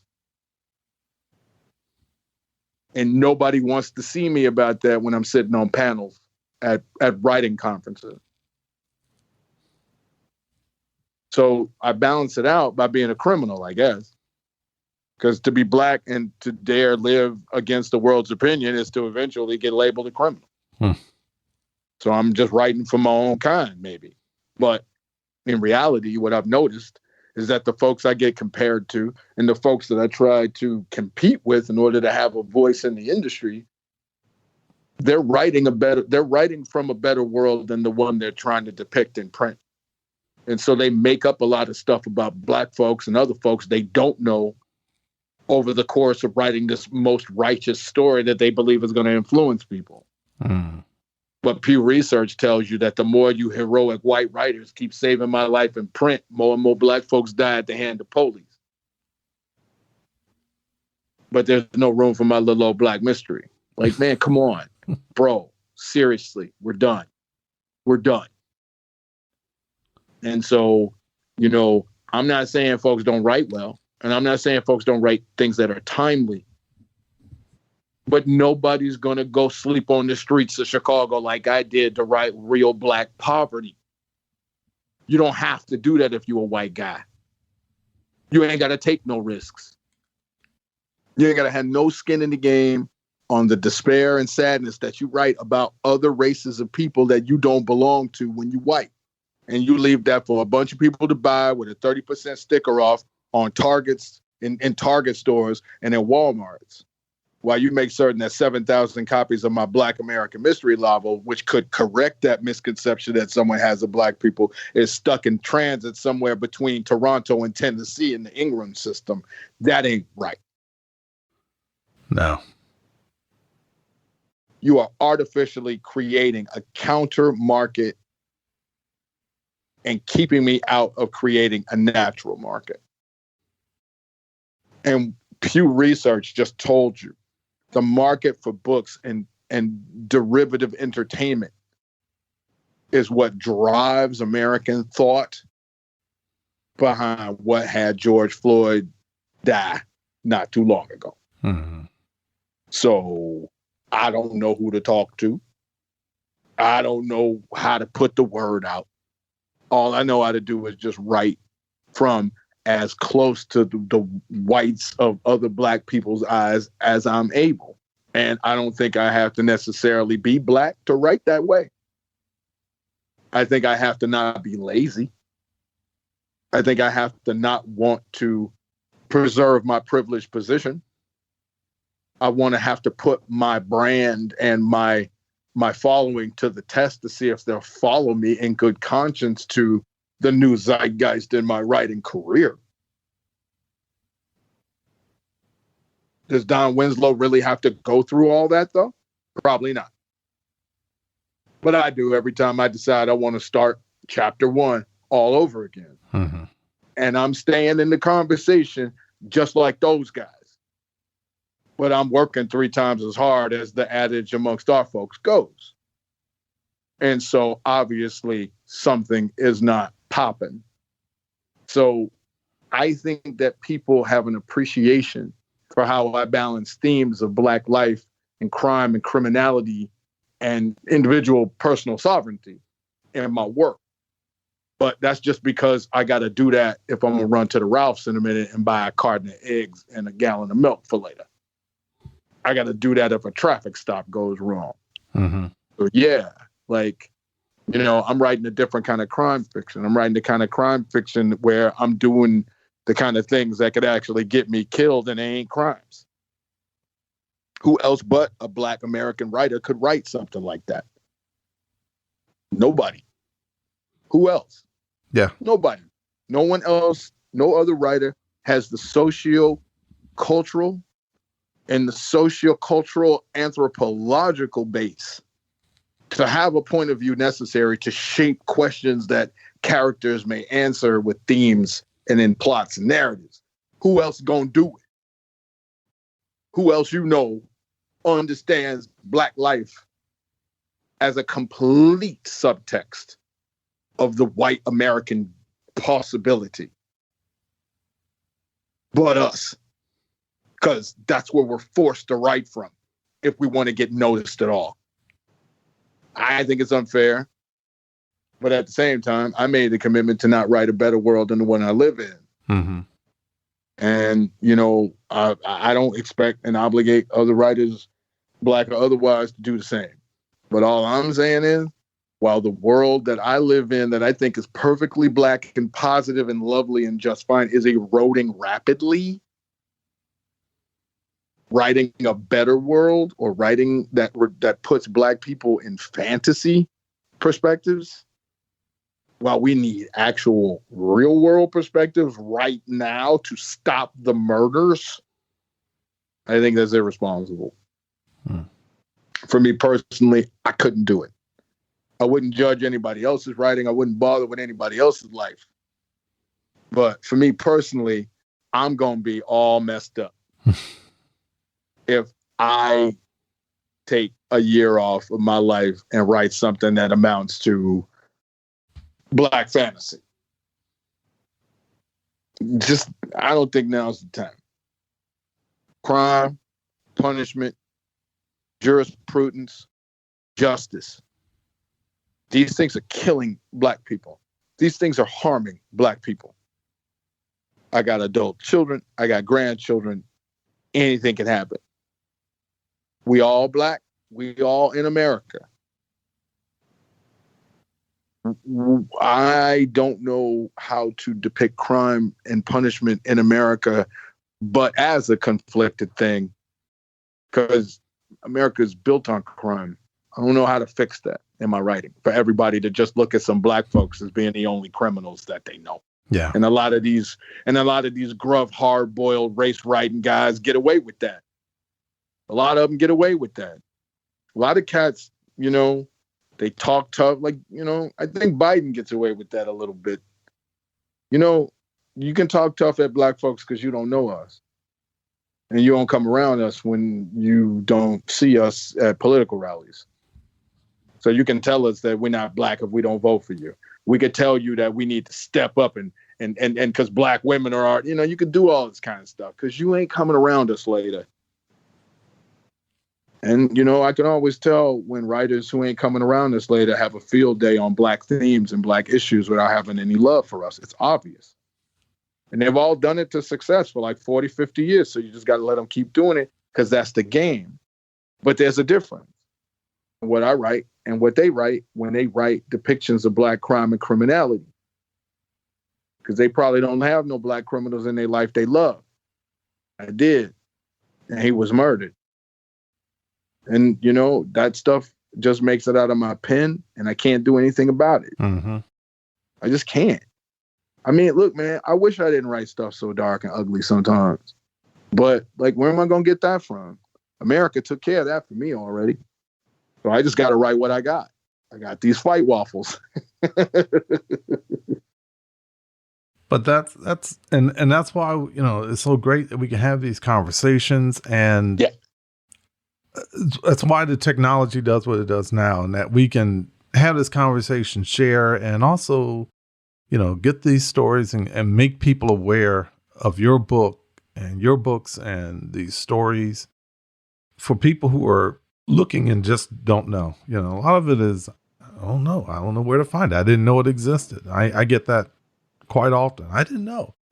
And then once people know, now it's a different conversation. But if I never knew this story existed, if someone who presented this facet of life in this way, if I never knew you existed, then how can I, who's going to read the story if you don't know the story's there? So that's why we're here. And that's why we do what we do. I want to talk one more thing before we go. I always like to get a little bit of education because I'm fascinated with writers and mystery writers. So you write stories that are, I guess, classified in terms of the overall classification of hard-boiled. Yeah. Help us for people who may not be familiar with that genre, what does that mean so that they'll have an idea, especially, people who may be in the cozy world and they read those. Well, hard-boiled is different in this way, but help us understand that genre. Okay, cool. Because I love that. Because hard-boiled fiction is rooted in themes that are endemic to the American experience. Much of what people regard as film noir came out of these types of hard-boiled depictions. Hard-boiled being what it means, like a hard-boiled egg, like, straight up stomping, unsentimental. When you're depicting crimes in hard-boiled, and cozy mysteries do this quite well. Like when Miss Marple just finds a dead body on vacation, it's pretty matter of fact. Yeah. You know what I mean? When there's a dead body in somewhere and it's not supposed to be there and it's a train on the way to vacation.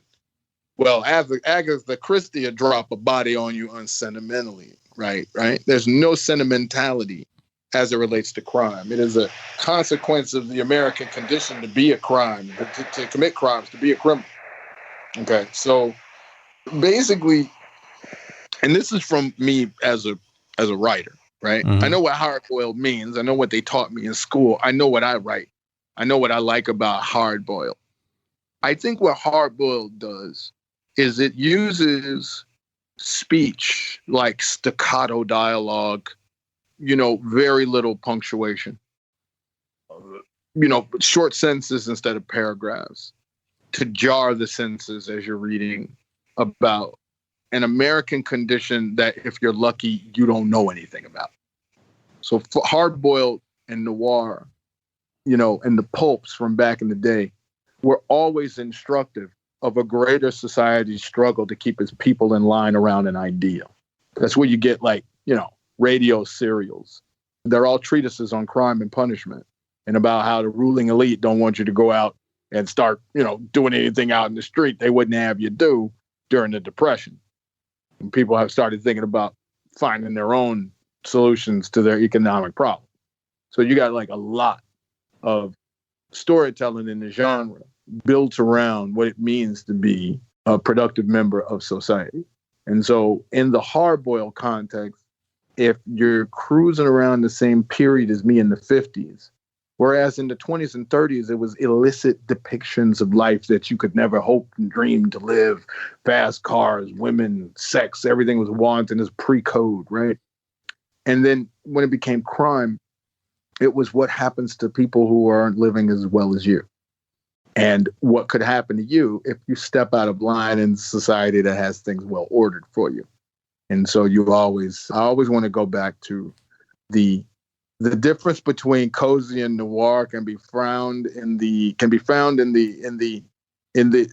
individual duality of Fred McMurray. Because you'll know Fred McMurray is the father on My Three Sons. Mm-hmm. After he was the Fred McMurray, the insurance man that had killed Barbara Stanwyck's husband for half the loot or whatever it was. Same Fred McMurray. Yeah. That's the difference between hard-boiled and cozies. And, crimes are always of circumstance in hard-boiled, never of passion like they are in cozies. That's why cozies are so cool. I got a fantasy I'm going to write a cozy one day. I'm going to write a cozy, man. I'm going to write a cozy, and they're going to accept me as one of their own. I got a cozy in me, man, and I'm going to write it. And cozies are all about help. You never really see an amoral, anti-hero, cozy protagonist, right? It's always somebody who wants to help. Mm-hmm. Yeah. Right? Nobody's helping anybody in hardboiled. Everybody's just trying to find their own way. That's why Elliot dips a little out of hardboiled in a standard definition, because hardboiled is by definition hopeless. Okay, and I'm always wielding that H word around without really saying it in these Elliot Caprice books.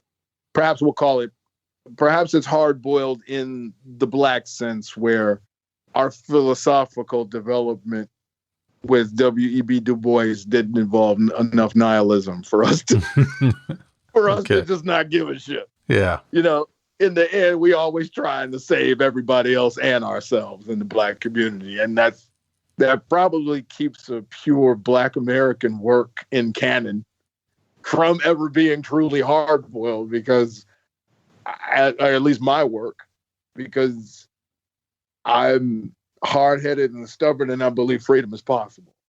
So that's too much hope at the end of every Elliot Caprice book. It's dogged hope. It's it's a frustrated hope. It's a, man, I'd just be glad when y'all leave me alone finally kind of hope, right? But even that thin hope that Elliot Caprice has in all of his complexities at the end of an Elliot Caprice novel is still too much hope for a hardboiled book. Hardboiled is about painting yourself into a corner, and the reader gets to learn how to get themselves out. I've always appreciated that. Always. Hardboiled kept me off the street, man. Dashiell Hammett. Mm-hmm. Rex Stout, my favorite. Rex Stout, my favorite, man. Because, Nero Wolfe was just a guy. He was so complex. 300 some odd pounds, don't want to leave a house. He's got to hire all these dope leg men like Archie Goodwin to run around and handle his business for him because he doesn't like people. You know what I mean? And yet he's still this powerfully hopeful dude. And he actually steps up for little people. And, when these big, powerful people decide to grind them up in the gears, he doesn't let them do it. Mm-hmm. And that's that goes beyond the early hard-boiled noir, bleak morality tales of the Pulp Fiction period, where, Chicago Gangsters, Volume 1 through 4, and there's these little tiny pocketbooks, and they just retell all these old stories of people who got themselves murdered doing dumb stuff. Mm-hmm. And you can buy that at the S&S Kresge's or the Woolworths for 15 cents, right? Like, yeah. But I don't know. What is the value of, what is the value of hard boiled? What is the value of noir? What is the value in bleak morality tales when you always hoping for some sun on the horizon, right? Like, I think that's just an inner conflict for me as a writer. Because, I want to stick with the forms. Because I love the forms, dude. I really want to write some bleak, dead end, a double indemnity kind of thing. Mm-hmm. But that hope stick just hangs in the closet. I keep getting it on the hope thing. And then, I don't know. Maybe it's just a deficiency. I'm going to treat it as a virtue. But, I think my work is a little too hopeful to be hard-boiled. It certainly borrows from it. And yet, but, I grew up in a city where half the brothers' speech was patterned after, like, Jimmy Cagney movies and stuff. You know what I mean? Black folks, anything that's, Black folks claim Jim Cagney. Black folks claim Johnny Cash. Johnny Cash was singing gospel. Johnny Cash was in a lot of Black folks' record collection, man. And we had, Black folks acclaim you, man. We claim Bruce Lee. Mm-hmm. He wasn't white, good enough for us. You know what I mean? Cool, he was hanging out. You know what I mean? Like we claimed, it wouldn't be no Richard Pryor without Mel Brooks, man.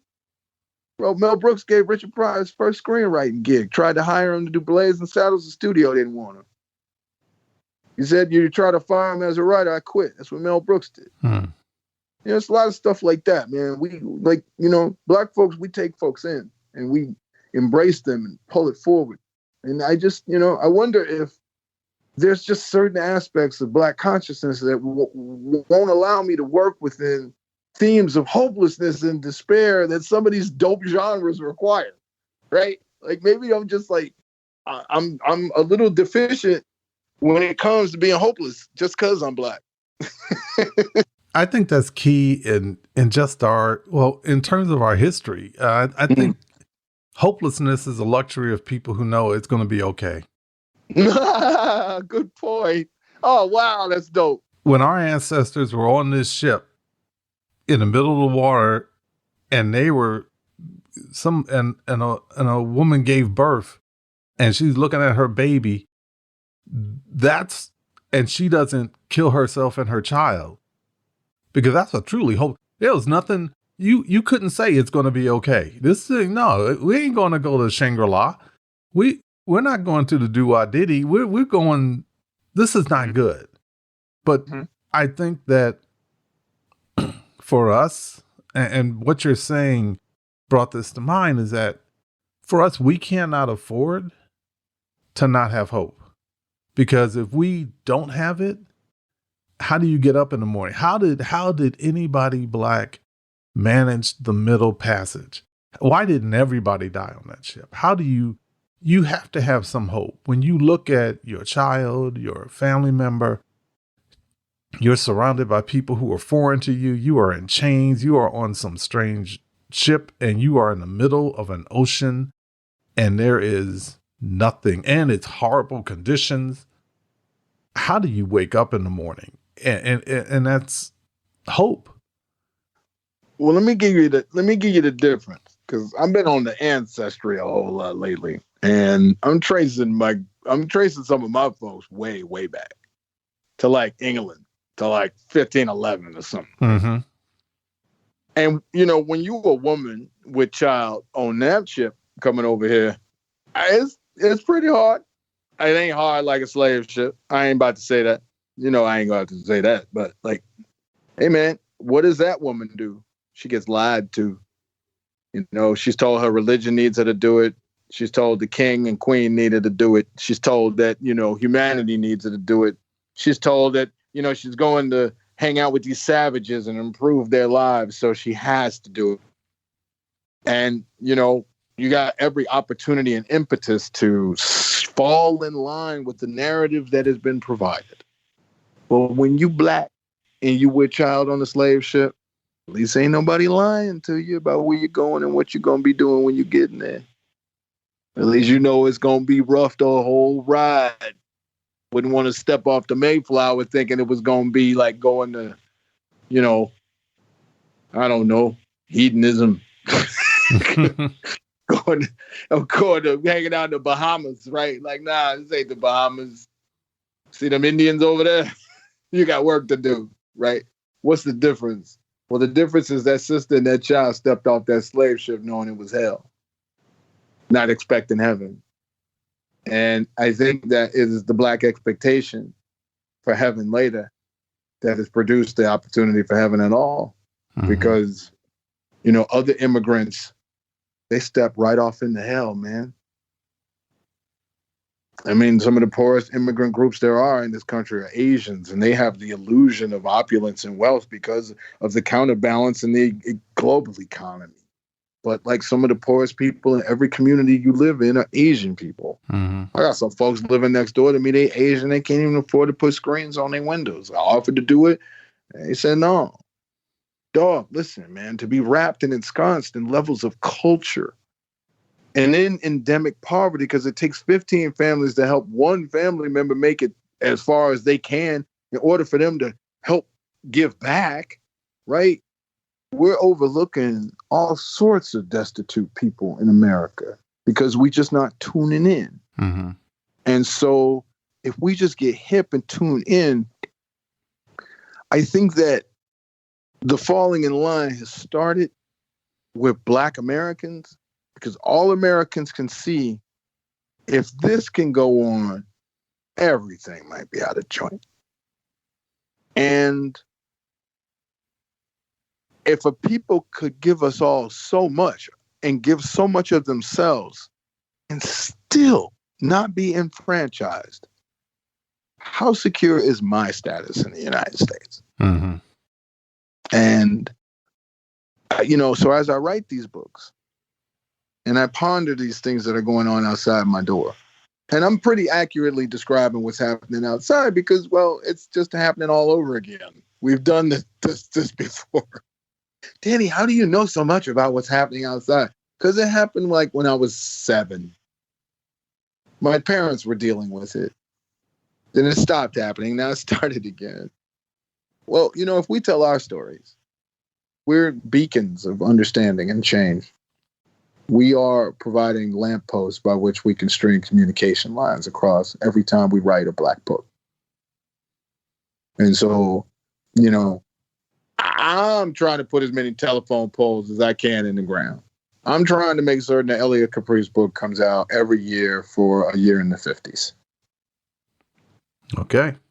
If I can manage that, maybe I'll find other characters. But I would like Elliot Caprice to go from 1952 every year until I run out of stuff to try to teach people about. And that's because we have baked into Black consciousness the antidote to the things about white dominance that are making America a drag for all of us right now. And I think as we continue to sort through this stuff, Black voices will enrich and enhance the evolution of the conversation. And it is my responsibility to write boldly and to provoke as much spirit and competition as possible so that there are 1,000 of us 10 years from now. And we are all writing and reading about our future together. And so we've got the edge, Black folks in America, on informing the world of what we must do to survive these times. So we should just write, and get to it. Thank you, Danny, for talking with me. Again, so much he gave us. Now, for show notes and to see all of Danny's books, go to www.ifoundthisgreatbook.com/99. Thank you for listening, and remember, stay safe and have a great reading day.